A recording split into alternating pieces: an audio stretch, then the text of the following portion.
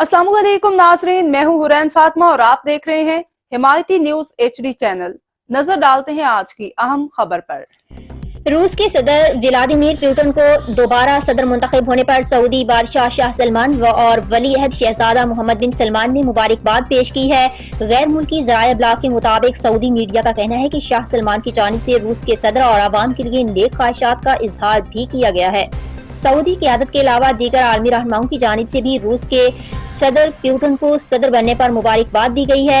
दूसरी जानिब रूसी सदर व्लादिमीर पुतिन ने इंतखाबात में कामयाबी हासिल करने के बाद नेटो और मगरबी मुमालिक को एक और जंग अजीम से खबरदार करते हुए कहा है कि यूक्रेन में मगरबी फौज की मौजूदगी दुनिया को तीसरी जंग अजीम में धकेल सकती है।